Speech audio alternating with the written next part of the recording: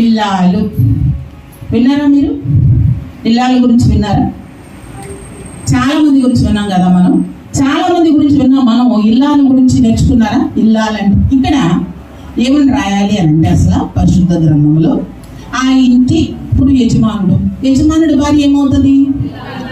యజమానురాలు కదా. యజమానురాలు అంటాం సాధారణంగా, లేదా ఆ ఇంటి ఆవిడ అంటారు కదా. ఇక్కడ ఏమని రాయబడ్డ అంటే దేవుడు కొన్ని పేర్లు ఆయన ఇలాగా రాయించడానికి ఇష్టపడతా ఉంటారు. ఆయన ఘనురాలు అని పేరు రాశారా? ఏమని రాస్తున్నారు? ఘనురాలు. ఎందుకని పేర్లు రాయలేదంటే ఆవిడికి ఆ పేరు పెట్టడం దేవుడికి ఇష్టమైంది. ఎవరైతే ఆ యొక్క ఘనురాలు ఏ విధంగా చేసిందో అలాంటి పరిస్థితులు ఉన్నవారు కూడా ఎలా అనిపించుకుంటారు? ఘనురాలు అనిపించుకుంటారు. ఇక్కడ కూడా మనం ఇక్కడ చదివితే ఇక్కడ రాయబడి ఉన్నట్లుగా ఎవరంటే ఇవిడి ఇల్లా. ఆ ఇంటి ఇల్లాలు ముద్దక గుడ్డ ఒకటి తీసుకొని వచ్చి బావి మీద పరిచి దానిపైన గోధుమ పిండి ఆరబోసిన గనుక వారు తాగిన సంగతి ఎవరికి తెలియకపోయేను. ప్రార్థన చేసుకున్నాం. పరిశుద్ధులైన మా దేవా, మీకు వందనాలు, స్తుతులు చెల్లించుకుంటున్నాం. ఈరోజు భాగంగా నా ప్రభు ఇల్లాల గురించి ధ్యానం చేస్తుంటేగా చదవబడిన వాక్యాల గురించి మాకు వడ్డించండి బాబు. ఈ ఇల్లాల ద్వారా మేమేం నేర్చుకోవాలో, మా జీవితంలో మేము ఏ విధంగా జీవించాలో మీకు మహిమకరంగా మాకు నేర్పించమని నేను స్థలాన్ని అప్పగించుకుంటున్నాం నా తండ్రి. అయా నా తండ్రి, మమ్మల్ని అందరినీ పవిత్రపరచండి, పరిశుద్ధపరచండి ప్రభు. ఆటంకపరిచి అభ్యంతరపరిచే సమస్త దురాత్మ శక్తులు, అంధకార శక్తులు, చీకటి శక్తులు, ఎదుపరాలు యేసు నామములో పాటలు బంధిస్తున్నాం ప్రభు. అయా నిద్రాత్మ మగత మొత్తం కూడా యేసునామములో పాటలు బంధిస్తున్నాం ప్రభు. మీ పరిశుద్ధాత్మ సంచారాన్ని ఇక్కడ ఉంచండి నాథ. మీ దాసులను మీ సెలవు చోటు మరుగుపరుచుకోండి ప్రభు. మాట్లాడేది నేను కదా, నేను మాట్లాడితే వ్యర్థం నాడు. మీరు మాట్లాడితే మీ మాటలు జీవపు ఊటలు నాడు. ఆ ఊటలతో ఒక్కొక్కరు నింపండి.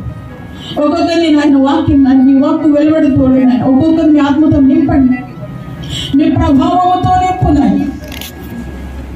ఖాళీ హృదయాలకి ఎక్కడ వచ్చింటుందిగా ప్రభు, మీ ఆత్మతో అభిషేకించమని వెళ్ళించు. సంగములతో ఆత్మ చెప్పొచ్చిన మాట చెవిగిలిగిన వాడు వినులుగా, కానీ మా హృదయాలు మా చెవులు యేసునామములో తెరవబడను గాక. ఈ మాటలు మా హృదయంలో ముద్రించబడను గాక. అవును ప్రభు, ప్రతి ఒక్కరు కూడా జ్ఞాపకం చేసుకోమని మీరే సూటిగా ప్రతి ఒక్కరితో మాట్లాడండి బాబు. అయా ఎవరికి ఏ రుచి అవసరమో ఆ రుచితో మన్నాను కురిపించినట్లయితే ఎవరికి వర్తమానం అవసరం మీరు మాట్లాడండి. మీరు మాట్లాడి మీ గొప్ప కార్యములు జరిగించి మీరు మహిమ పొందమని, రక్షణ కార్యములు జరిగించి అద్భుత కార్యములు జరిగించారు మీరు మహిమ పొందమని యేసునామములో పెట్టడి వేడుకుంటున్నాం పరమ తండ్రి. ఆమేన్. ఇక్కడ మనం చదువుకున్నట్లుగా 2వ సమూయేలు గ్రంథము 17వ అధ్యాయము 19వ వచనం. ఆ ఇంటి ఇల్లాలు ముద్దక గుడ్డ ఒకటి తీసుకొని వచ్చి దాని మీద పరిచి దానిపైన గోధుమ పిండి ఆరబోసిన గనుక వారు దాగిన సంగతి ఎవరికి తెలియబడకపోయింది. అసలు ఈ ఇల్లాలు ఎవరు? ఎందుకని ఇలా చేయాల్సి వచ్చింది? ఆమె పేరు ఇల్లాలు అని పరిశుద్ధ గ్రంథములో ఎందుకని రాయబడింది అని అంటే చాలా యోగ్యురాలు. నేను అనుకున్నాను కొంతమందికి చూడండి, మనం వాళ్ళు వద్దున్నా కానీ ఎవరైనా మనకి ఇష్టమైన వాళ్ళు వచ్చారనుకో ఏం చేస్తాం? వాళ్ళకి కావాలి ఎంత పెట్టాలనుకున్నాం అంత ఏదైనా వద్దున్నా కానీ పెట్టేస్తాం. అలాగే పరిశుద్ధాత్మ దేవుడికి కూడా ఈమెకి ఈ పేరు పెట్టాలని ఆశ కలిగింది. ఎందుకంటే ఆమెలో అంత గొప్ప గుణాలు అక్కడ ఉన్నాయి కనుక. ఏం పేరంట? ఇల్లాలు. అసలు సాధారణంగా ఇల్లాలు అంటే ఎవరినంటారు? ఇల్లాలు అని ఎవరినంటారు చెప్పండి? భర్త ఎందు భర్తకి ఎలాంటి నమ్మిక కలిగి ఉంటుంది. భర్తకి నమ్మిక కలిగి ఉంటుంది. భర్తే లోకంగా ఉంటుంది, తన కుటుంబమే లోకంగా ఉంటుంది. తన కుటుంబం కోసం ఏమైనా చేస్తుంది. అది భర్త మంచోడైనా కాకపోయినా ఏం చేస్తుందంట? ఇల్లాలు అని మంచోడితో చేసిన వాళ్ళు అందరూ కానీ ఎవరిని అంటారండి? ఆమె ఇల్లాలు కనుక ఉందండి, ఏమంటారు? ఆమె ఇల్లాలు కనుక సంసారం చేసిందండి, అంత అలా కొట్టేస్తుందండి, అలా తిడతా ఉండండి, అలా అంటుండే ఇంకొకరు అయితే చేస్తారేంటి అని అంటారు కదా. ఇల్లాలు అంటే కష్టమైన నష్టమైన భర్త కొరకు నిలబడి తన కొరకు జీవించేదే ఇల్లాలు. అయితే ఇక్కడ నిల్చున్నాడమంట దేవుడు. ఇక్కడ మంచి మాట తన గురించి ఎందుకు రాశారు అంటే కనుక ఈమె చేసిన గొప్ప కార్యం ఏంటి అంటే దావీదు ఉపద్రవంలో అంటే ఆపదలో ఉండగా ఈమె ఏం చేసిందంట? ఈమె చేసిన సహాయమును బట్టి దావీదు ఆ యొక్క ఉపద్రవం నుంచి, ఆ యొక్క ఆపద నుంచి దావీదు రక్షించబడ్డాడు. దేవుని స్తోత్రం, హల్లెలూయా. ఎలాంటి దావీదు ఎక్కడ ఉన్నాడో తెలుసా? దావీదు జీవితంలో ఎన్నో తిరుగుబాట్లు ఉంటుంది. దావీదేమో దేవుడు దావీదు గురించి ఒక మంచి సాక్ష్యం ఏంటంటే నా హృదయాన్ని సారు. ఎలా అంట? నా హృదయానుసారం అని చక్కటి టైటిల్ ఇచ్చాడు దావీదు. కానీ దావీదు జీవితంలో చూస్తే ఎన్నో సమస్యలు. ముందుగా తన మామగారైన సౌలు తరుముకుంటూ వస్తే అప్పుడు అరణ్యాలంతా తిరుగుతూనే ఉన్నాడు. ఇప్పుడు ఎవరంటే ఈ సందర్భంలో తన సొంత కుమారుడు, తనకిష్టుడైనటువంటి అబ్షాలోము తన తండ్రి మీద తిరగబడి ఏం చేస్తున్నాడంటే తన తండ్రిని చంపి యెరూషలేమును స్వాధీనం చేసుకుందామని దురాశతో తను ఏం చేస్తున్నాడంటే తన తండ్రి మీద తిరగబడి యుద్ధానికి ప్రకటించినప్పుడంట అప్పుడు ఏం చేశాడు? దావీదు దగ్గర ఉన్నటువంటి మంచి గుడి ఏంటంటే దేవుని యొక్క పట్టణం అని పేరు పెట్టినటువంటి అయితే యెరూషలేము పట్టణం. ఏంటంటే దేవునికి ఇష్టమైన పట్టణం అన్నమాట. యెరూషలేము పట్టణం దేవునికి ఇష్టమైంది. మహారాజు పట్టణం అనే దానికి పేరు. అలాంటి పట్టణమైన యెరూషలేముని అది పాడవకుండా ఉండడానికి తన కుమారుడికి రాజ్యాన్ని తనే అప్పగించేసి తను ఏమయ్యాడంటే అడవిలోకి ఒక 600 మంది తను వెళ్తుంటే తన వెనుక 600 మంది వచ్చేసారు. 600 మందిని తీసుకుని అక్కడికి వెళ్ళిపోయాడు, అరణ్యానికి వెళ్ళిపోయాడు. అయ్యా నువ్వు ఎంత గొప్పడివి చూద్దామా? మనం ఒకసారి చూద్దాం. చూడండి, ఇదే 17వ అధ్యాయంలో 2వ సమూయేలు గ్రంథం 17వ అధ్యాయము 10వ వచనం చదవండి.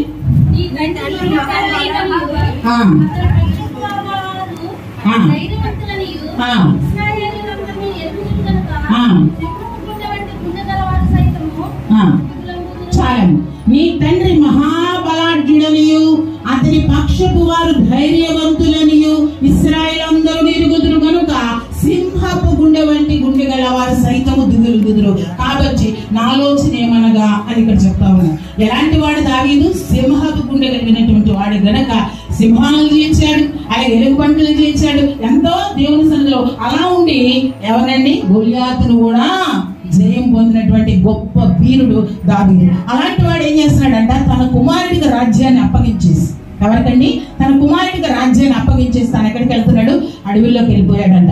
ఎందుకంటే మహారాజు పట్టణమైన పట్టణాన్ని పాడు చేయడానికి ఎంత మాత్రం తనకి ఇష్టం లేదు. ఈ లోపల రాజు అడవికి వెళ్ళిపోతే ఈయన ఏం చేస్తున్నాడు? కుమారుడైన అబ్షాలోము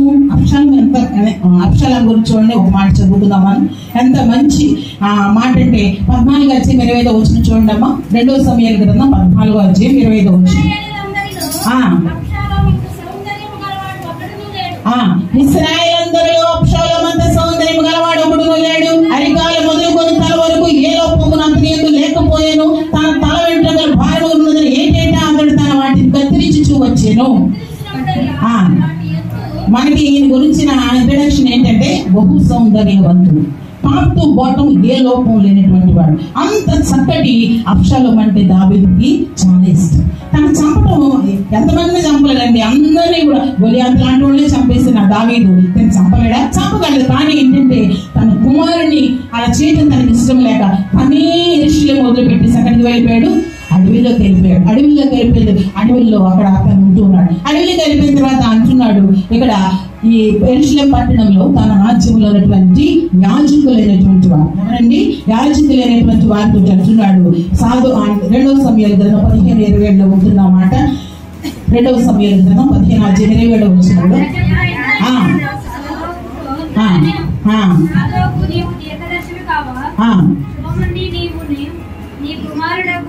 ఇక్కడ మనం ఇద్దరు యాజకులు చూస్తున్నాం. ఎవరెవరంటే కనుక సాదోకు, అబ్యాతారు, వీరు తల్లిదండ్రులు.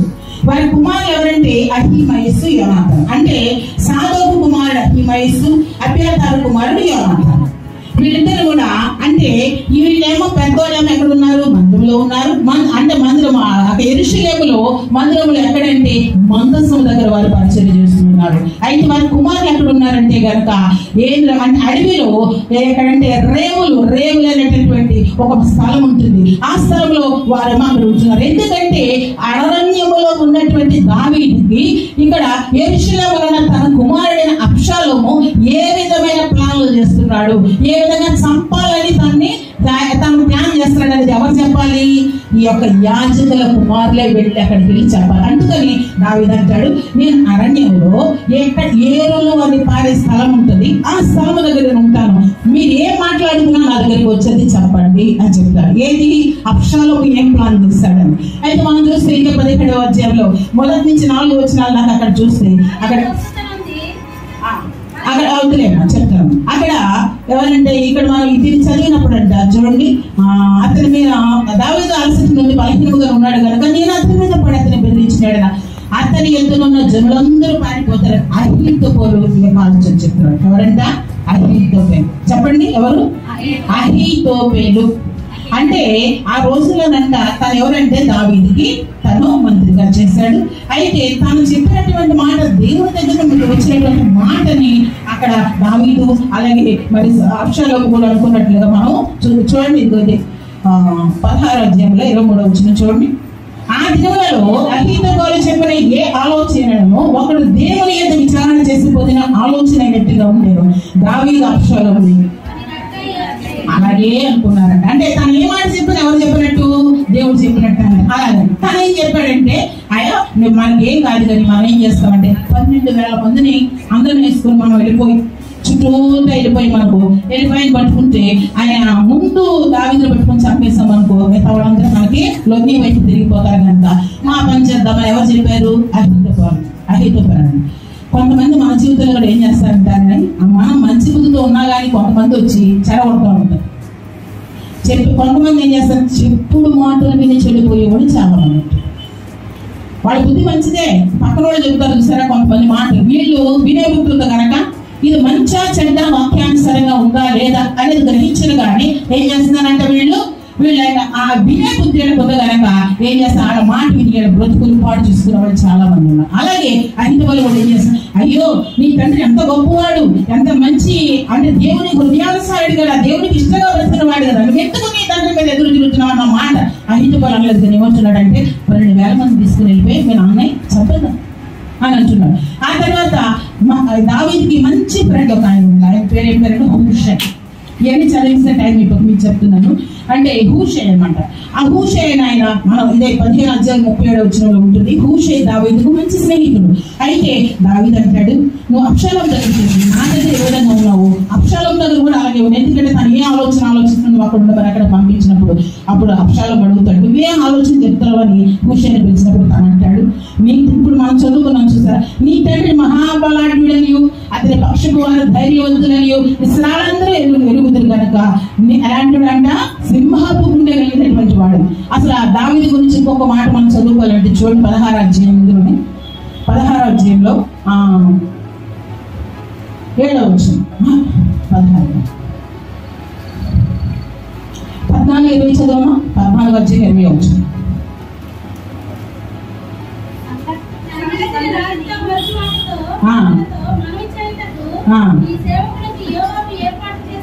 ఈ లోకమందు సమస్తము ఎరుగుటయందు నా ఏలిన వాడవు నీవు దేవదూతల జ్ఞానము వంటి జ్ఞానము గలవాడవు. దావీదు ఎలాంటి వాడంట? దేవదూతల జ్ఞానము కలిగినటువంటి వాడవు, అలాంటి జ్ఞానము కలిగిన వాడవు అని చెప్పేసి అక్కడ రాయబడి. అంటే దావీదు మంచి క్వాలిటీస్ ఉన్నప్పుడు కుమారుడు తన మీదకి తిరగబడ్డాడంటే మంచివాడా చెడ్డాడా? రాజ్య అంశతో తండ్రిని చంపాలనుకున్నవాడు మంచోడు అవుతాడా? తండ్రి మీద తిరగబడినవాడు మంచి కుమారుడా? అంత మంచి తండ్రి మీద తిరగబడితే ఎలాంటి వాడంట? తను ఎలాంటి వాడే, ఎంత అందగాడని ఏమైనా తన బుద్ధి మాత్రం మంచిది కాదు కనుక తండ్రి మీద తిరగబడిన వాడిగా తను అక్కడ మనం చూస్తున్నాం. అలాగే చూడండి దేవుడు అంట ఆ యొక్క అలా తిరగబడిన అబ్షాలోము పక్షంగా మనం చూడండి 14వ వచనంలో మనం చూస్తే 2వ సమూయేలు గ్రంథం 17-14వ వచనంలో యెహోవా అబ్షాలోము మీదకి ఉపద్రవము రప్పింప గాయాలందరికీ అహీతోపెలు చెప్పిన యుక్తి గల ఆలోచన వ్యర్థము చేయని నిశ్చయించి ఉండేను. అంటే అబ్షాలోముకి ఈయన ఏం చెప్పాడంటే, అహీతోపెలు ఏం చెప్పాడంటే మనం 12,000 మందిని వేసుకెళ్ళిపోదాము, 12,000 మందిని వేసుకెళ్ళి చంపేద్దాం అన్నాడు. హూషై అంటాడు అలా కాదు, దానం నుంచి బేషబాబు కూడా ఇదంతా ఊర్లో ఎంతమంది ఉన్నారు అంతమందిని కూడా మంచు పడినట్లుగా మంచు ఎలా పడుతుంది అలాగా ఆయన చుట్టూతో మనం చుట్టూ చేసామనుకో ఆయన ఎప్పుడు తప్పించుకోండి కనుక మనకు దొరికేస్తాడంటే. ఇప్పుడు అహీతోపెలు చెప్పిన ఆలోచన కంటే హూషై చెప్పిన ఆలోచన చాలా బాగుంది, అంతే కదా. చుట్టూతో వెళ్ళిపోయి అంటే తప్పించుకునే విధానం లేకుండా వెళ్ళినప్పుడు దావీదు దొరికేస్తాడు కదా. ఇప్పుడు ఏం చేయాలా? ఈ ఆలోచన చెప్పారు. ఈ ఆలోచన చెప్పిన తర్వాత ఈయన ఏం చేయాలంటే ఈ ఆలోచన ఎవరికి పాస్ చేయాలి?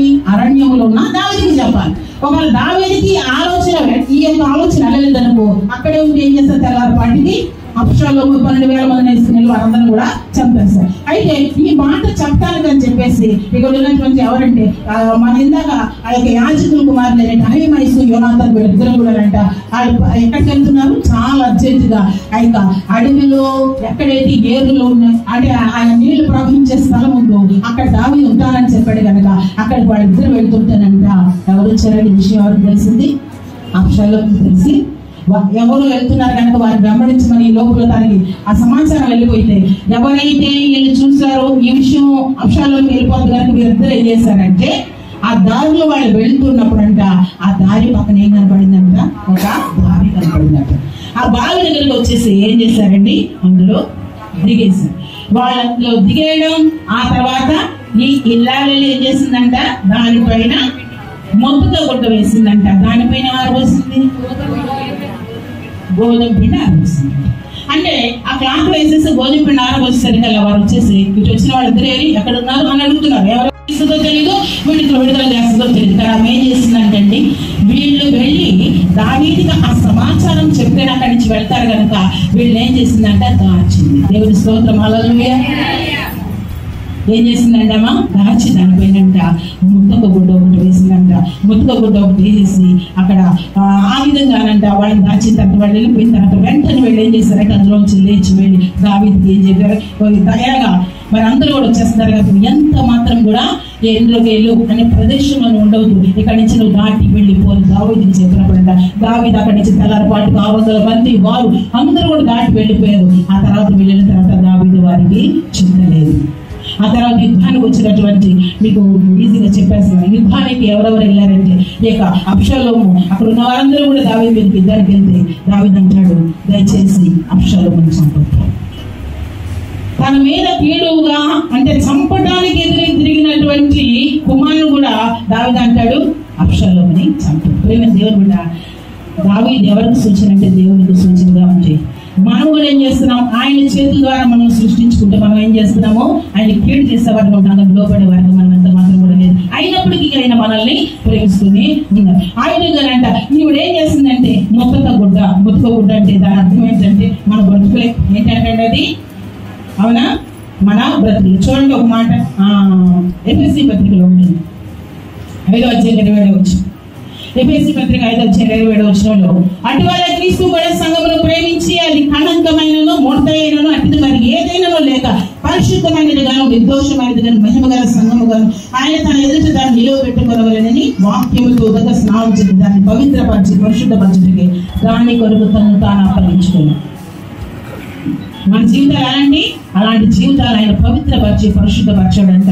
అలాగే గోధుమపిండి అంటే దేనికి సాదృశ్యం అండి, దేవుని యొక్క శరీరానికి సాదృశ్యం అని, అంటే రక్షణకు సాదృశ్యం. ఎవరైతే దేవుని యొక్క శరీరాన్ని తీసుకుంటారో, రక్తాన్ని తీసుకుంటారో, రక్తంతో కడగబడతారు వారు ఎలాంటి పాపంలో చేరగానే ఏ విధంగా దేవుడు రక్షిస్తున్నాడు ఆ విధంగానే దాని కింద ఉన్న వీళ్ళిద్దరు కూడా ఎలా ఉన్నారంటండి, రక్షించబడిన వారు.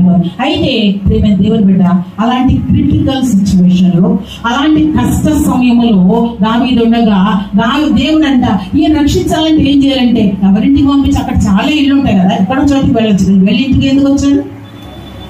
ఎందుకంటే ఆమె ఎవరంట, దేవుడికి ఇష్టమైనటువంటి స్త్రీ ఇల్లాలు కనుక ఆమె దగ్గరికి దేవుడు నడిపిస్తే ఆమె ఏం చేస్తుందంటండి అక్కడ నుండి లేరని చెప్పబట్టి ఆ తర్వాత వాళ్ళ పిల్లలు దేవుడు బిడ్డ దేవుడి సేవలు లేనటువంటి వారు ఏదైనా వాళ్ళు ఒకవేళ పరిస్థితులు ఉన్నా, బాధలు ఉన్నా, వేదనలు ఉన్నా వాళ్ళని ఆదుకునేటటువంటి పరిస్థితులు దేవుడు చేయి చాపినప్పుడు ఇల్లాలు తన చేతికి దొరికి నీవు నీ కుటుంబ విషయంలో, నీ విషయంలో, నీ కుటుంబ విషయంలో, సంఘ విషయంలో నీ పట్ల దేవుడు చిత్తమేమైంది, దేవుడు చేయి చాపినప్పుడు ఆయన చేతికి దొరుకుతున్నావు. ఇల్లాలు దొరకబట్టే కదా వారిని తను దాయబట్టే కదా ఆ విధంగా దావీదును రక్షించింది. అంటే దావీదును రక్షించడం ప్రముఖ పాత్ర వహించింది ఎవరంటే ఇల్లాలే కదా. ఇల్లాలే చేసి ఒకరు దాయకపోతే వీళ్ళు దొరికేస్తే అక్కడ దావీదు ఎంత మాత్రం కూడా క్షేమంగా ఉండేవాడు. అయినప్పటికీ కూడా ఎవరిని కూడా దేవుడు ఆయన శత్రువుల చేతి అప్పగించాడు. కానీ ఆయన యొక్క పద్ధతి ప్రకారం వెళ్తున్నప్పుడు ఆయన యొక్క ఏంటంటే ఆయన ప్రోగ్రాములు ఆయన యొక్క ప్లాన్లు ఎవరు ఉన్నారంటే ఈ యొక్క ఇజ్రాయేల్ ఉందంటాడు. కాబట్టి దేవుని సన్నిధిలో మీకు చెప్పేది ఏంటంటే, దేవుడు కూడా కొన్ని సందర్భాలు ఆయన ఎవరన్నా క్లిష్ట పరిస్థితుల్లో, ఏ కుటుంబంలో బాధలో ఉన్నప్పుడు, వేదనలో ఉన్నప్పుడు చాలా మంది ఎవరుకుంటారంటే, సేవకులు ఉన్నారుగా, పాస్టర్ గారు ఉన్నారు కదా, పాస్టర్ గారు ఉన్నారు కదా, వాళ్ళనే ఈ బాధ్యత మందగాదు అని అనుకుంటారు. ఏమనుకుంటారు? వాళ్ళనే ఈ బాధ్యత మందగాదు అనుకుంటారు. కానీ నీ తరపున నువ్వు చేయగలిగింది ఏం చేయాలంటే కనుక, దేవుని సన్నిధిలో మోకరించి ప్రార్థన చేయగలిగిన దానిగా దేవుని దృష్టిలో నువ్వు ఉంటే, దేవుడు చేయి చెప్పినప్పుడు ఖచ్చితంగా నువ్వు అందుబాటులో ఉంటే నిన్ను దేవుడు వాడుకున్నావు కాక. ఎలా వాడుకుంటాడంటే, అది ఆయన నీకు చెప్పడం కాదు, నువ్వు వెళ్ళి నీ నోట ఉంటే ఏ మాట ఉండి మాట్లాడిన దేవుని మాట అది వారి జీవితంలో గొప్పగా పనిచేస్తుంది. దేవుని స్తోత్రం. హల్లెలూయా. ఆ విధంగా నువ్వు దేవుని సన్నిధిలో ఉన్న నీవు దేవునికి ఇష్టంగా ఉండాలి. ముందుగా నిన్ను నువ్వు దేవునికి సమర్పించుకోవాలి. ఆ తర్వాత ఏం చేయాలంటే, నీ కుటుంబ పక్షంగా నీ బాధ్యత ఏంటి అనేది ఆలోచించాలి. ఆ తర్వాత సంఘంలోని బాధ్యత ఏంటి, సమాజంలోని బాధ్యత ఏంటి, నువ్వు ఏ విధంగా ఉన్నావు, దేవుని సన్నిధిలో దేవుని దృష్టిలో ఏ విధంగా ఉన్నావు. ఒకవేళ నువ్వు దేవునికి ఇష్టంగా లేవనుకో, దేవుడు నేను వాడుకొడుతున్నా నేను ఎందుకు కూడా చూడతా. అసలు లోపల ప్రజలు కూడా దినమేలా నా చేతులు చాపుతా అంటాడు. ఆయన చేతులు చాపినప్పుడు ఆయనకు దొరికితే ఆయన నిన్ను వాడుకుంటాడు. ఒకవేళ నువ్వు ఆయనకు దొరకలేదనుకో, ఎంత మాత్రం కూడా వాడుకోడు, ఇంకొకళ్ళు వాడుకుంటాడు ఆయన. అయితే దేవుడు చేయి చాపినప్పుడు ఆయన చేతికి దొరికే ఇల్లాలుగా దేవుడు నేను వచ్చాను కాక. ఆమె ఇంకొక మాట మనం చూద్దాం. చూడండి, ఇల్లాలు అంటే కనుక ఒక మాట హోషేయ గ్రంథంలో 2వ అధ్యాయం 19వ వచనం చూడండి. అక్కడ చక్కని మాట రాయబడి ఉంటుంది.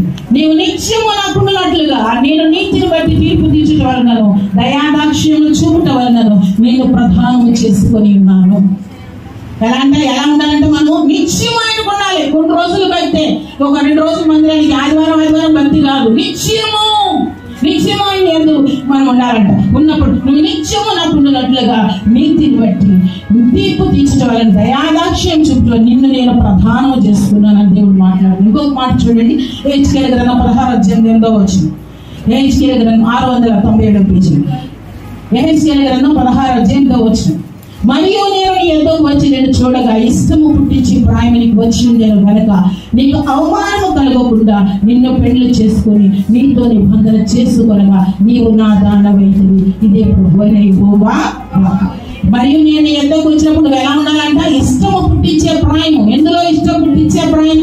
పరమగీతలో మాట ఉంటుంది, నాకు ఒక చిన్న చెల్లెలు కదా, ఆమెకి ఇంకను వయసు రాలేదంటే ఏ వయసు రాలేదు, పెళ్లి వయసు రాలేదు, ఆయన చూసి ఇష్టపడే వయసు రాలేదంటే ఆత్మీయంగా వెదగలేదు. వాలంటరీగా వయసులో ఉన్నా కానీ నువ్వు ఆహారం తినే వయసులో దేవుడు ఎవరు మాట్లాడతాడు. ఇష్టం పుట్టించే ప్రాయమని ఎందుకు వచ్చినప్పుడు అంట ఆయన ఏం చేస్తాడు? నేను వివాహం చేసుకుంటాడంట. ఎలా అంటే, ఎప్పుడు ఆయన ఎందు నువ్వు నమ్మిక, నిన్ను సృష్టించిన వాడికి భర్త అయినాడు, నీ కర్త అయినాడని హోషేయ గ్రంథంలో రాయబడినట్లుగా మన దేవుడు మనకు భర్త కనుక ఆయనకు లోబడిన వారిగా మనం ఉండాలి. ఆయన మనం ప్రధానం చేసుకున్నాడు, ఆయన మనం పెళ్లి చేసుకున్నాడు కనుక ఎలా ఉండాలి? ఇల్లాలుగా ఉండాలి. ఇల్లాలుగా లేవు అంటే కనుక నువ్వు దేవునికి దగ్గరికి ఉంటే ఇల్లాలుగా ఉన్నట్లెక్క, నువ్వు దేవునికి దూరం ఉంటే సాధారణ దగ్గరగా ఉన్నట్లెక్క.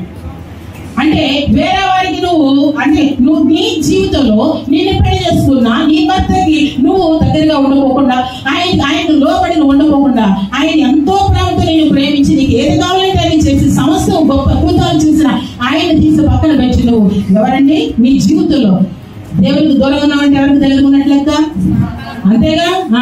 అలాగే వేరే వాళ్ళని ఆశ్రయిస్తే ఏమంటారు? ఇల్లాలంటారా? మరి ఇప్పుడు ఈ సమయంలో నీ జీవితం ఏ విధంగా ఉంది? ఇల్లాలుగా ఉన్నావా? లేదంటే భర్తను నిర్లక్ష్యం చేసి భర్త రౌద్రానికి కోపం తెచ్చేలా ఉన్నావు? ఇంకొక మాట రాయబడి తెలుసా, భర్తతో పుట్టు రోషం అంట, ఎవ్వరు కూడా దాన్ని ఆపలేదు అంత. ఇప్పుడు భర్త ఇప్పుడు మా పేపర్లో తెరలది చదువుతుంటే ఎన్ని ఉంటున్నాయో. స్త్రీ ఎంత మంచిదంటే తన బిడ్డల కోసం ప్రాణం పెట్టేస్తుంది, భర్త కోసం కూడా ప్రాణం పెట్టగలదు. ఎన్నో చూసాం మనం. అసలు మనం ఎప్పుడో ఒక వీడియో కూడా వైరల్ అయింది. ఏంటంటే అసలు బిడ్డ లేరంటే ఒకే ఒక బిడ్డ పుట్టింది. ఆ బిడ్డ కోసం ఆ బిడ్డ పుడితే నువ్వు చచ్చిపోతావు అని చెప్పినా కానీ చచ్చిపోతావు కూడా సిద్ధపడి ఆమెకు జన్మనిచ్చి ఆ బిడ్డను చూసి చనిపోయింది ఆ తల్లి. అలాంటి అంటే ప్రాణం పెట్టగలదు స్త్రీ. అలాగే రాజమండ్రిలోనే ఎవరో ఒక భర్త చనిపోతే 2 బిడ్డలు ఉంటే కనుక ఆమె ఏం చేసింది తెలుసా అండి? ఆ భర్త చనిపోయిన వేరే ఒక ప్రియులతో ఉంటూ ఆ 2 బిడ్డలు అడ్డం కూడా నా 2 కూడా వేసి అలాంటి స్త్రీలు కూడా ఉన్నారు. ఏ విధమైన మనస్తత్వం మన జీవితంలో మనం ఏ విధంగా ఉంటున్నాం? మనం ఎలాంటి మాటలు పోరాడుతున్నాం, ఇళ్ళల్లో ఉన్నామా, లేదంటే కనుక దేవుడికి అన్యాయం చేసే వారిగా ఉన్నాము. నీ కుటుంబం ఏ విధంగా ఉంది? ఒకవేళ నీ భర్త అలా ఉన్నప్పటికీ కూడా దేవుని సన్నిధిలో నువ్వు మోకరించి నీ భర్తను గురించి ప్రార్థన చేయవలసిన దానిగా ఉన్నావు. ఎలా ఉన్నావు? నీ భర్తను గురించి ప్రార్థన చేయాలి ఖచ్చితంగా. నీ బిడ్డల బట్టి ప్రార్థన చేయాలి. ఎంత ప్రార్థన చేసినా మాట్లాడి నీ ప్రార్థనలో పవర్ లేదంతే. నీ ప్రార్థన ఏం లేదు, పవర్ లేదంతే. నువ్వు ప్రార్థన చేయి, నువ్వు ప్రార్థన చేయాలి. నా భర్త ఎక్కువగా ఆయన బ్యాంకులో పనిచేస్తూ ఉండేవాడు. బ్యాంకులో మేనేజర్, సిండికేట్ బ్యాంకులో మేనేజర్ పనిచేస్తుండేవాడు. బ్యాంకు పనులు బాగా తిరిగేవారు. అంటే నాకు బాగా వచ్చేది. ఏంటి అంటే అప్పుడు మేము సంఘం పెట్టలేదు, సంఘానికి వెళ్తూ ఉండేవాళ్ళం. అయితే ముందనమాట ఆయన ఎలా ఉండేవారంటే అట్లాగనమాట. అంటే ఆదివారం మందిరానికి వెళ్దామంటే అప్పుడే ఇల్లు పెట్టుకున్నాం మేము కొత్తగా. అక్కడి నుంచి వేరే దూరం వెళ్ళాలి. దూరం వెళ్తే కనుక అక్కడికి వెళ్తే ఆ పాస్టర్ గారు వాకి చెప్తే నాకు నిద్ర వచ్చేస్తుంది. నేను నిద్రపోవడానికి ఎందుకే నన్ను మందిరానికి తీసుకెళ్తా ఉండేవారు. నన్ను నిద్రపోతానికి ఎందుకే బాబు మందిరానికి తీసుకెళ్ళి, మీరు నిద్రపోయినా నాకు ఇష్టమైనండి, వెళ్ళిపోదాం మందిరానికి వెళ్తాను. ఎలాగా? నేను నిద్రపోయినా నాకు ఇష్టం, వెళ్ళిపోదామండి మందిరానికి. ప్రార్థనకు వచ్చేవారు. ప్రార్థన అయిన తర్వాత ఆమె నన్ను సరే బండి మీద ఉండేవారు. ఆమె నన్ను సరే ఎక్కడ ఉండేవాళ్ళు?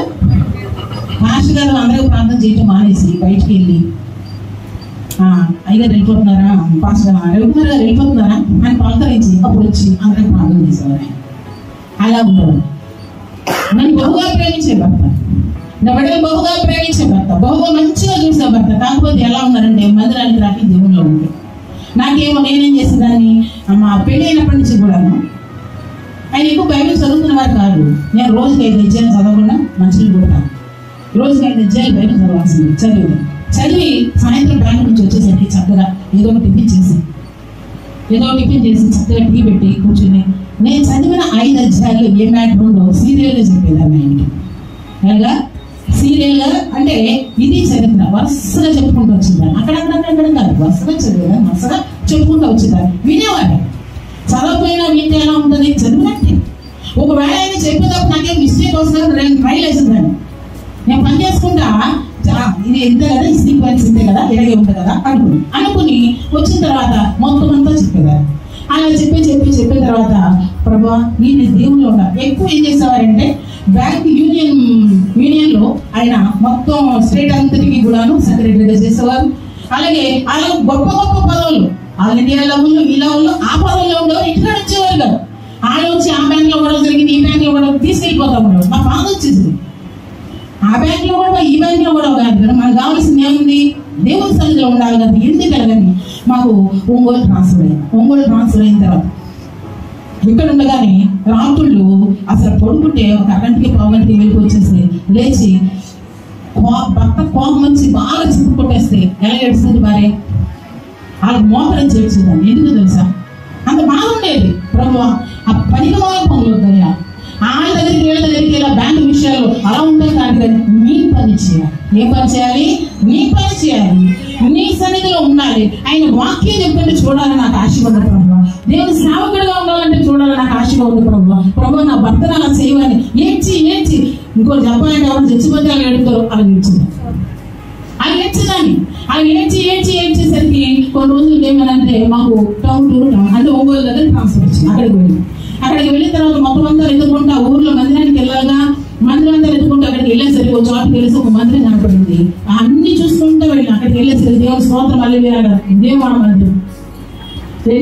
మందిరం అనుకున్నాం. ఆ మందిరంలోకి వెళ్ళాం. వెళ్ళడంతో వెళ్ళి మోకరించగానే అక్కడ పాస్టర్ గారు అన్నారు, అమ్మ మీ దగ్గర మోకరించగానే దేవుని యొక్క చెందు మీ పట్ల దేవుడు మిమ్మల్ని వాడుకోబోతున్నాడు దేవుని స్తోత్రం అని ఆ పాస్టర్ గారు ఎవరింటిగా ప్రార్థన చేయడానికి అసలు ఎవరికి అధికారం ఇవ్వలేదు. అసలు ఎంత భయం అంటే ఎవరైనా ఉన్నారంటే ఆ మందిరంలో మించబెట్టి తిట్టేసేవారు పాస్టర్. 600 మంది సంఘం అందుకని భయపడిపోయేవారు. అన్నారు అక్కడికి వెళ్ళిన తర్వాత పాస్టర్ గారు అన్నారు, అయ్యా నేను ఎక్కడికి వెళ్ళి వాక్యం చెప్పమంటే నేను చెప్పను అనుకుంటే మీరు అక్కడ వాక్యం చెప్పాను. ఏ స్థితికుడికైనా ఎక్కడైనా కానీ మీకు చెప్పాలి అని అన్నారు. అక్కడికి వెళ్ళిన తర్వాత మరలా ఆ ఊరోళ్ళు మొదలు పెట్టారు. ఏమని? మీరు సంఘ సెక్రటరీలో ఉన్నారు, మీరు ఇక్కడ ఊరికి వచ్చారు, మీరు బాగా చేస్తారు. మరి నేను ఒకటే పోరు ఇంట్లో ఏంటి వద్దు, అదొద్దు దేవుళ్ళు ఉన్న వద్దు నా పోరు భరించలేక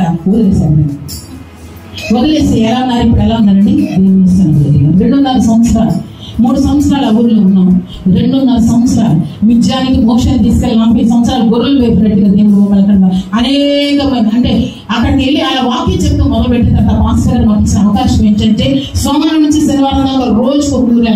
ఆ యొక్క ఒంగోలు చుట్టూ గ్రామాలు ఉండే. ఆ గ్రామాలకి మాకొక్కరికే బండి ఉండేటప్పుడు. అయితే మా పిల్లలు చిన్నోడు. అయితే సాయంత్రం 5ంటికి ఈయన బ్యాంక్ నుంచి మా వారు రాగానే 5:10 అలా వచ్చేసేవారు. రాగానే టీచర్ రెడీగా ఉండేదాన్ని. బ్రష్ చేయవాళ్ళు 5:30కి వెళ్ళిపోయేవాడు. 5:30కి వెళ్ళిపోయి చాలా దూరాలు అనమాట. అంటే ఇక రాత్రులు వచ్చేసరికి ఆ రోడ్డు మీద ఒక పెట్రోల్ ఉండదు, ఇంకొక చెప్పాలంటే గట్టు కూడా ఉండదు. నా తెప్పలు పడుకుంటా వర్షం వచ్చిందంటే ఇక నేను బండితో వస్తూ ఉండేదాన్ని. అలాంటి పరిస్థితుల్లో 3.5 సంవత్సరాలు అక్కడ సేవ చేశాను. దేవుని స్తోత్రం. హల్లెలూయా.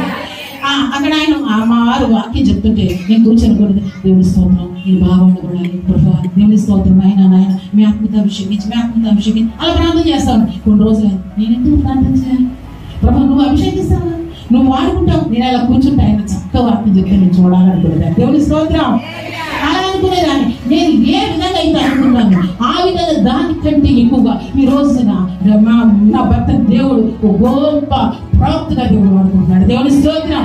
హల్లెలూయా. అంటే చాలా మంది ప్రార్థన చేస్తున్నాం, నీ భర్త కోసం చేస్తా ఉన్నారు. ఏం ప్రార్థన తెలుసా? తినేసిన తర్వాత నిద్ర వస్తుంది, నిద్రకి తిండికి మధ్య మోకరించి ప్రభు అని వచ్చాలి. అది కాదు కావాల్సింది. ఎలాంటిదంటే ఒక జనమును కనుక ఒకనాటి ప్రసవ వేదన చాలునా అని నువ్వు ప్రసవ వేదన ప్రార్థన చేస్తే నీ భర్త మరపరుచుకుంటాడు. నీకు అబద్ధాలు చెప్పి కాలేజీ అని చెప్పి బయటికి వెళ్తున్న నీ బిడ్డలు ఏ స్థితిలో ఉన్నారు ఆ స్థితి నుంచి దేవుడు మార్చును గాక. ఈ రోజున బిడ్డలు బట్టి ఎంత వేదన పడుతున్నావు అలాంటి ప్రార్థన నువ్వు చేయాలి. ఎలాంటి ప్రార్థన? ప్రసవ వేదన ప్రార్థన. మోకరించు, కన్నీరు కాచు, దేవుని సన్నిధిలో మొదలుపెట్టు. ప్రభు నా బిడ్డలు, ప్రభు నా భర్త మారు మనసు పొందాలని ఆయన నువ్వు అడిగితే నిన్ను దాటిపోడు దేవుడు. నీలో ఆ ప్రార్థన లేక నీ కుటుంబాల నుండి ఏడుస్తున్నావు. ఈ రోజున అడిగితే ఎన్నో బాగున్నామంటారు. ఎన్ని వేదనలు, ఎన్ని బాధలు, ఎంత కన్నీరు కాస్తావు, వంట చేస్తావు తెలుసా? నీకున్న పరిస్థితులు బట్టి, నీ భర్తలు బట్టి, నీ బిడ్డలు బట్టి ఎంత ఏడుస్తున్నావో తెలుసా? ఈ రోజున బిడ్డలు ఎంత పాడైపోతున్నారు. ఎంతమంది తల్లిదండ్రులకి గర్భశోకం, వారు చనిపోయి చూడండి ఏ బీచ్కి వెళ్తున్నారు, ఏ మాట చెప్తున్నారు, వెళ్ళి మునిగిపోతారు. ఎంత ఏడుస్తున్నారు తల్లిదండ్రులు. ఈ రోజున ఇంట్లో అబద్ధాలు చెప్తున్నారు, కాలేజీ అని చెప్పి బయటకు వెళ్తున్నారు. ఎవరితో ఫ్రెండ్షిప్, ఎక్కడున్నారు? ప్రియమైన దేవుని బిడ్డ, నువ్వు నీ బిడ్డల కోసం మోకరించి ప్రార్థన చేస్తే దేవుడు నీ బిడ్డలను కాచి కాపాడతాడు. ఏ కీడు నీకు మా దగ్గర రాదు, ఏ అపాయం నీ దగ్గరికి రాదు. నువ్వు ప్రార్థన చేయకపోతే సాతాను నీ చుట్టూనే తిరుగుతూ ఉంటాడు. ఎక్కడ దొరుకుతామో, ఎక్కడ పట్టుకుందామో, నీ కుటుంబంలో హింస తెచ్చి పెడతామో, నీకు మనశ్శాంతి లేకుండా చేద్దామో. రెస్ట్లెస్ డిస్ట్రాయర్ అంటే నీకు విశ్రాంతి లేకుండా చేసేవాడే సాతాను. ఒకవేళ నువ్వు వాడికి తాగించాలంటే నీ కుటుంబం కళ్ళకోలం చేసి పడేస్తారు. కానీ నీ దృష్టిలో నువ్వు నీ యజమాని అయిన దేవునికి లాగా ఉండి నమ్మకత్వంగా ఉండి దేవుని సన్నిధిలో మొదలుపెట్టి ప్రార్థన చేస్తే ఏ కీడు రాకుండా నీ యొక్క ప్రార్థన నీ చుట్టూ నీ కుటుంబానికి ప్రాకారంగా ఉండును గాక.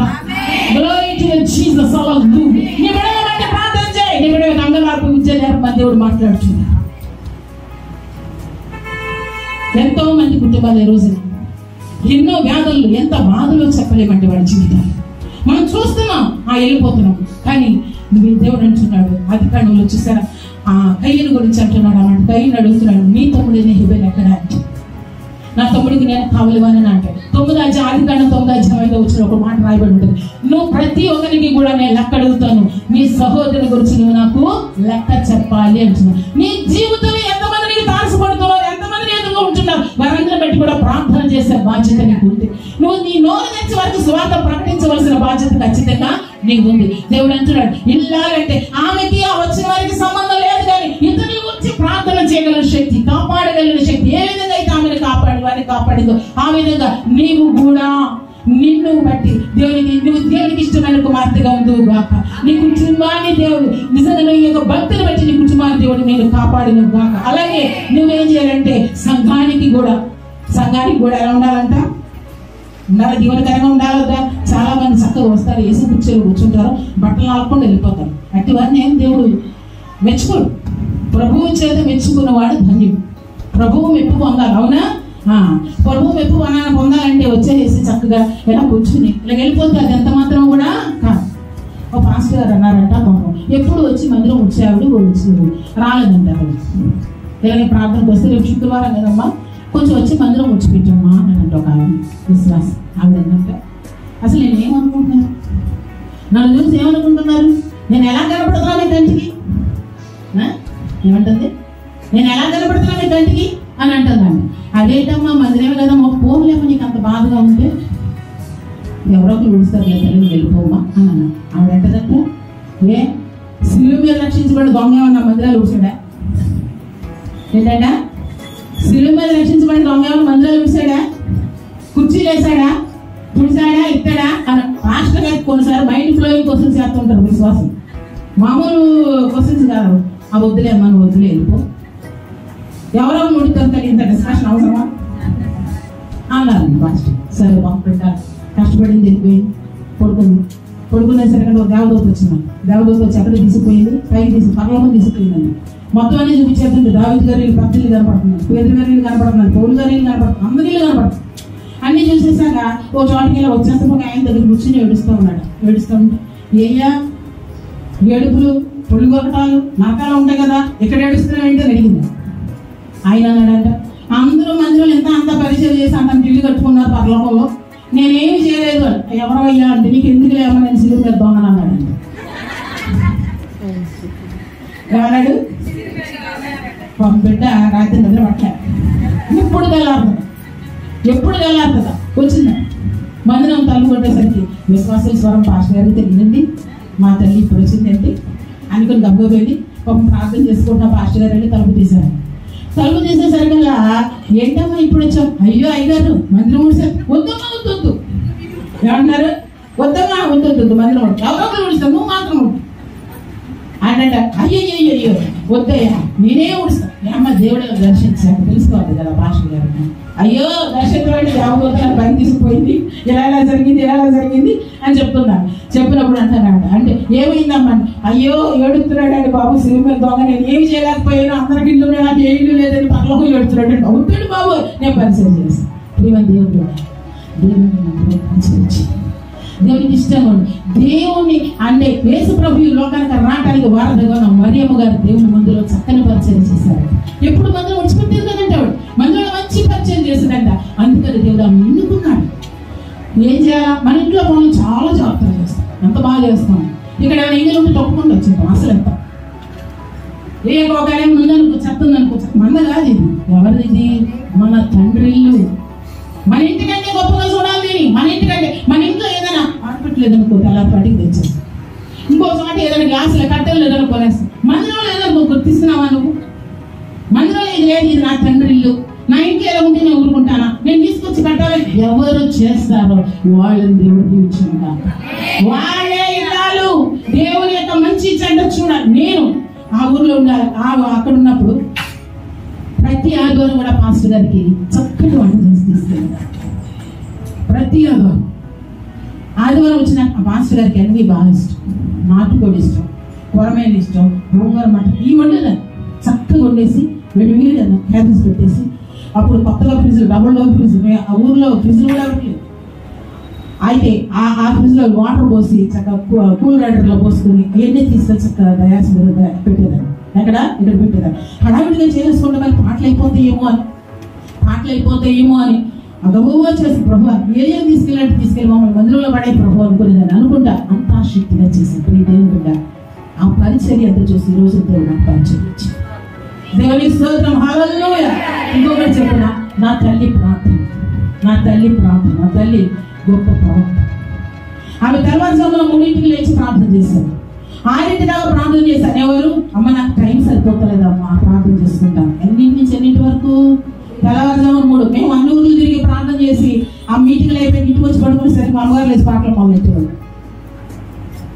3ంటికి ఎగ్జాక్ట్ మా అమ్మగారు పాటలు మొదలుపెట్టే 3 టైం 3 నుంచి 6 వరకు ప్రార్థన చేసేవారు. మా పక్కన వాళ్ళు అడిగారు, ఎవరైనా స్వామి గారు ఇంట్లో ఉంటే ఏడుపున పడుతుంది ఏంటంటే అని అడిగారు. ఎవరంటే ఏంటి?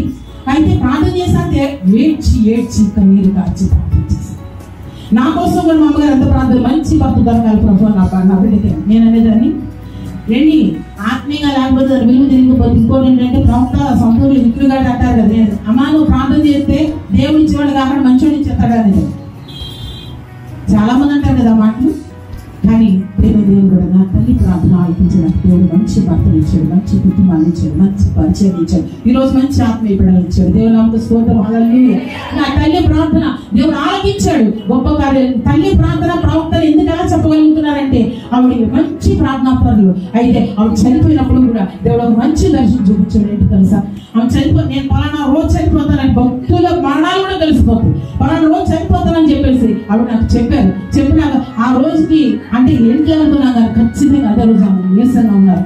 అమ్మ అక్క నేను చూడాలని అమ్మ అనుకుంటున్నాను. తొందరగా వచ్చి ఆమెకు ఎంతో పరిచయం జ్ఞాపకం చేసుకొని తల్లిదండ్రులకు పరిచయం చేయి, అత్త మామలకు పరిచయం చేయి, ఆమె మంచి పనులు కూడా ఎంతో పరిచయం నేను చేశాను. ఎందుకని చేశాను? ఒక తల్లిలా కూడా నేను చేయలేదు, కానీ ఒక ప్రవక్తగా నేను చేశాను. ఆ ప్రవక్త ప్రతిఫలం దేవుడు నాకు ఇచ్చిన ఖచ్చితంగా కూడా. నువ్వేమో నుంచి చేస్తావో ఆ పాస్టర్ గారు కూడా ప్రతి ఆదివారం వంట చేసేలా తీసుకెళ్ళి అనుకునే కానీ ప్రభువా ఒక సేవకుడని చేయట్లేదు, ప్రవక్తని చేయట్లేదు, కానీ ప్రభు ఇది నా దేవుడే నా ఇంటికి వచ్చాడని ఈ ప్రతిఫలం నీకే ప్రభు, ఇది నీకే ప్రభు అనుకుని చేసేదాన్ని. దానికి తగ్గ ప్రతిఫలం దేవుడు ఖచ్చితంగా ఇస్తాడు. అయితే ఆమె చనిపోయినప్పుడు నేను ఆ ఊరు వెళ్తున్నప్పుడు ఊర్లో ఉండేవారు.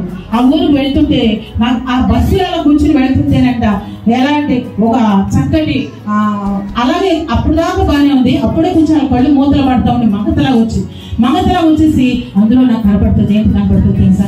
మా అమ్మగారు ఎంగేజ్ లో ఉండగా అంటే యవ్వన కాలంలో ఉండగా ఎంత బాగా అందంగా ఉండేవారు, అంత అందంగా ఉన్నారు. అంత అందంగా ఉండే దేవదూత ఆమెను తీసుకుని వెళ్తుంది. దేవుడి స్తోత్రం, హల్లెలూయా. మా అమ్మగారు చనిపోయి అక్కడికి వెళ్తుంటే దేవుడు నాకు చూపించారు దర్శనమే. ఏంటి తెలుసా? ఆమె చాలా అందంగా ఉన్నారు.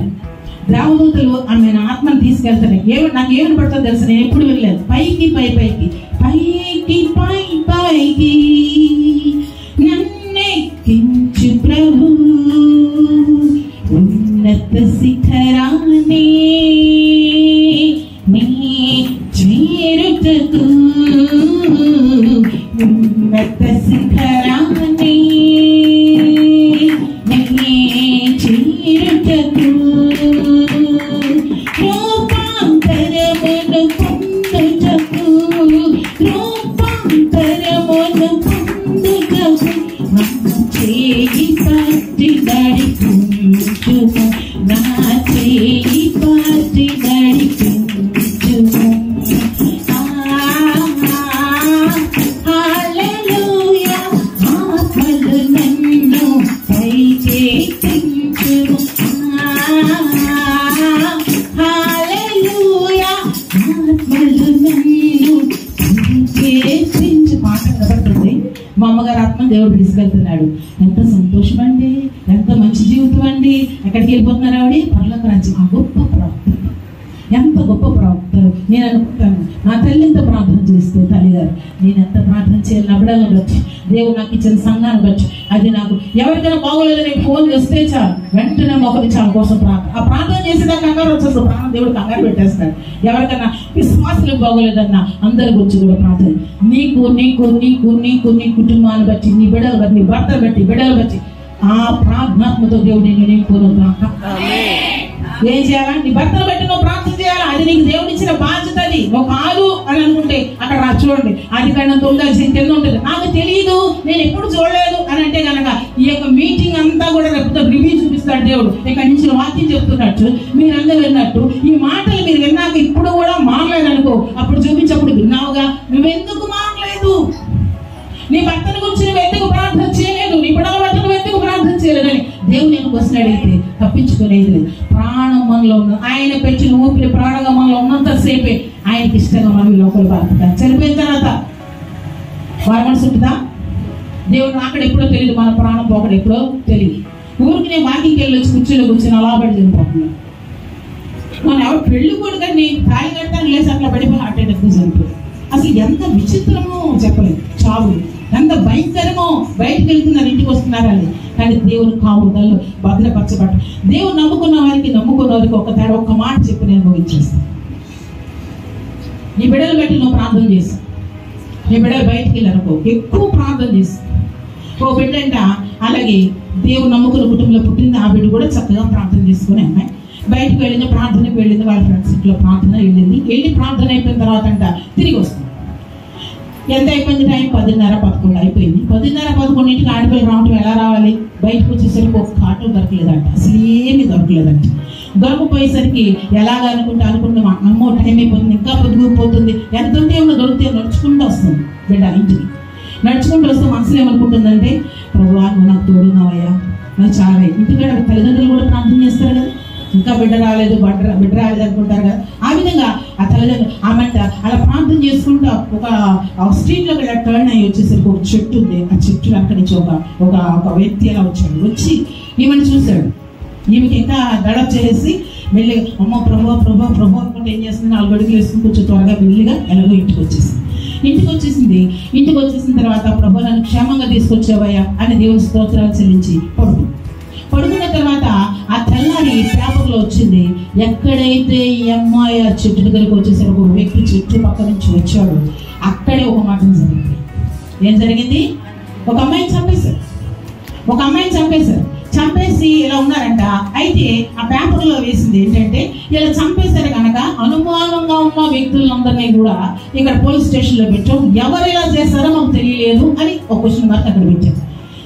మన దేశంలో ఎవరు వెళ్ళరు కానీ విదేశాల్లో కనుక అమ్మాయి ఏం చేసిందంటే వెంటనే పోలీస్ స్టేషన్, ఎందుకంటే అమ్మాయి చూసింది రాత్రి ఒక పక్క నుంచి అలా వచ్చింది, చూసి అదంటే వెళ్ళి ఈ అబ్బాయినండి రాత్రి అక్కడ ఉన్నదని ఈ అమ్మాయి చెప్పింది. ఈ అమ్మాయి కూడా డౌట్ వచ్చింది, మరి రాత్రి నువ్వు అక్కడ ఉన్నావు కదా, మరి నేను అటు వచ్చాను కదా, మరి వచ్చినప్పుడు నన్ను ఎందుకు చంపలేదు నువ్వు? అవునా కదా, వచ్చాడుగా, బయటకు వచ్చాడు, వచ్చినప్పుడు ఎందుకు చంపలేదు అని అంటే అబ్బాయి ఇచ్చింది ఏదో తెలుసా, నువ్వు వస్తుంటే అజానుబాహులైన వాళ్ళు నీ పక్కన ఉన్నారు. ఎవరున్నారు? అజానుబాహులు, ఎంత బలమైన వాళ్ళు ఉన్నారు నీ పక్కన, నేను చూడగా నాకు భయం వేసింది. దేవుని స్తోత్రం, హల్లెలూయా. అది ప్రకారము, అది దేవుని యొక్క కాపుదల. దేవుడు నమ్ముకున్న బిడ్డలకి ఎవరో వచ్చారు భయం భక్తి, అక్కడ ఏమైపోయింది? నీ బిడ్డల మీద కానీ కుటుంబం మీద కానీ ఏ విధమైన కీడు రాకోకుండా దేవుడు నిన్ను కాపాడును గాక. ఎప్పుడు నువ్వు దేవుని చేతికి దొరికిన ఇల్లాలుగా నువ్వు ఉన్నప్పుడు దేవుడు తప్పకుండా నిన్ను కాచి కాపాడును గాక. అంత మాత్రమే కాదు, ఇంకొక మాట చెప్తాను. ఏంటి తెలుసా? సేవకులు ఉండగా ఎంతో మంచి పరిచయం చేసింది, చాలా ఘనమైన పరిచయం చేసి మీరందరూ ధన్యులు. అలాంటి మందిరంలో ఉన్నారు. కాబట్టి మీకు ఇచ్చినటువంటి సేవకురాల్ని, వారి బిడ్డల్ని మీరు ఎంతైనా మీ మంచిలో మీకు ఏది కలిగి అందులో వచ్చి వారిని పరామర్శించాలి, వారి మంచి చెడ్ల మీరు పాల్గొనాలి, వారికి ఏది అక్కడ అది చూడాలి. మీరు గమనించుకుంటే మీరు ధన్యులు. మీరు ఎంత ఖర్చు పడతారో, ఎంత కష్టపడతారో దానికి తగ్గట్టు మీ కుటుంబానికి మీరు డబ్బులతో కొనలేని ఆశీర్వాదం దేవుడు మీకు ఇచ్చినగా. డబ్బులతో కొనలేని ఆశీర్వాదం ఏంటి? డబ్బులతో కొనలేదేంటి? సంతోషం కొనగలమా? సమాధానం కలగలమా? ఆరోగ్యాన్ని కొనగలమా? ఆయుష్ని కొనగలమా? మంచి కుటుంబాన్ని కొనగలమా? ఇవన్నీ దేవుడు ఇచ్చే ఈ చిన్న పరిచయంలో కూడా అంత గొప్ప ఆశీర్వాదం దేవుడు తప్పకుండా ఇస్తాడు. ఒక మాట చూద్దాం, మీరు చూడితే నేను చెప్పేస్తాను. చూడండి, హెబ్రీ పత్రిక 6:10 ఉంటుంది, మీరు చేసిన కార్యమును అంటే మీరు పరిశుద్ధులకు ఉపచారం చేసి ఇంకనూ ఉపచారం చేయుచుండుట చేత తన నామమును బట్టి చూపిన ప్రేమను మర్చుటకు దేవుడు అన్యాయస్తుడు కాదు. మీరు ఎంతగా పరిచయం చేస్తున్నారో, ఎంత కష్టపడుతున్నారు. అది ఇంకొకటి ఏంటంటే, ఇష్టమైతే చేయగానే చేయమన్నారు కానీ సముఖం కొనుక్కుంటే చేసుకుంటారు. వ్యర్థం. ఇష్టపూర్వకంగా వచ్చి పలకరించండి, మంచిగా ఉండండి. వాళ్ళకి ఏ అక్కరుందో ఏముందో మీరు ఎలాగంటే వారి బిడ్డలు వసంత్ పాషం గారికి మా అయ్యగారు బాప్తిసం ఇచ్చారు, మా బిడ్డే. కాబట్టి ఆ బిడ్డ నిజంగా నాకెంతో సంతోషం. ఆ కుటుంబాన్ని బట్టి మంచి ఆతిథ్యం ఇచ్చే కుటుంబం, మంచి ప్రేమ కలిగిన కుటుంబం. ఆ కుటుంబాన్ని దేవుడు బహుగా దీవించి ఆశీర్వదించాను గాక. అలాగే కుమార్తె కుటుంబాన్ని, కుమార్తె అల్లుడు బిడ్డల్ని